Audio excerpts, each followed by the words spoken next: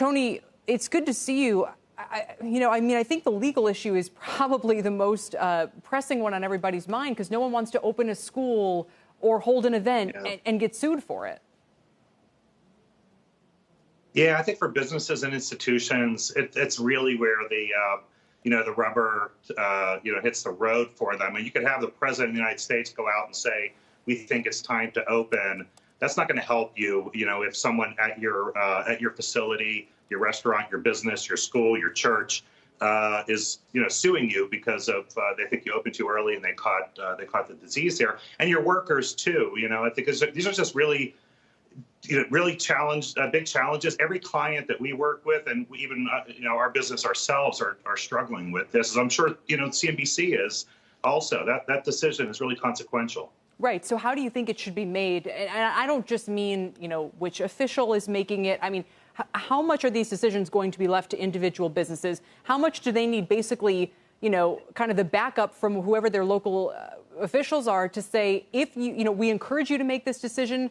If you get in trouble for it, you kind of have our blessing. Yeah. In other words, all of that important signal that says this is an approved move and we want people to come back and use your company. Yeah, it's important. Look, I do think the federal guidelines that we're going to get are important. They are going to talk about the kinds of things that businesses that should do. It's a really big country, though, and the virus is moving at a different pace in different places.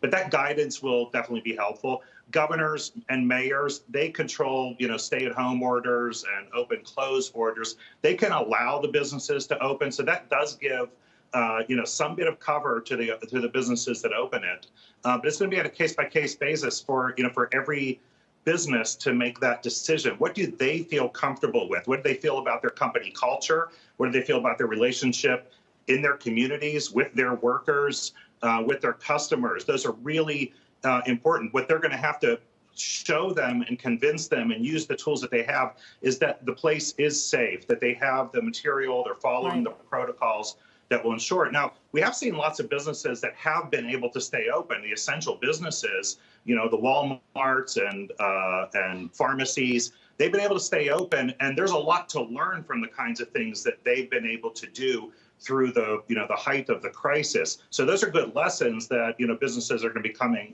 forward, going to have to deal with.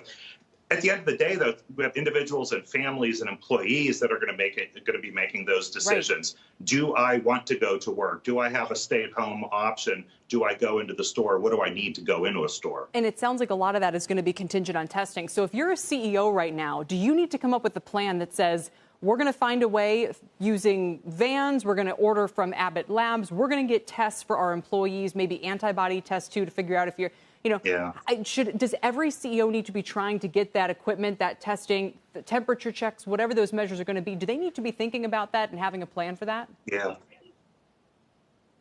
Yeah, they need to be thinking about PPE. They also need to be thinking about their workplace. How it's laid out. How many people can fit in a conference room anywhere? Can we do a conference room? What do we need for more than 2 or 3 people to be in a conference room? What are our cleaning protocols? How many times a day are we going to clean? All that material that you want, you're going to have to spend more money on to make sure that you're doing it right and following those orders. Testing, as James Bullard said, is the most critical piece here for getting back and reopening. Everybody wants to know that the people around them have been tested and know whether they're clean or not. And he's right about the expense. I was on a call this morning though with a national security expert talking about just how challenging it is to get to the level of testing that we're going to need to have that that comfort on reopening. So that is. It's a big challenge ahead of us. We should be spending a lot more resources. We'd like to see the federal government spending more resources on testing and labs to make sure we can process those tests more quickly, too. Because that's until we get a vaccine, which every expert says is, a year away at best, if we're lucky, testing is going to have to come much sooner. And we have the experience of seeing how other countries have done that as well. Yeah, absolutely. No, so it's going to be a lot of fascinating moves, like you said. Larry Lindsey even thinks it's going to cause people to have to get paid higher wages to come back to work.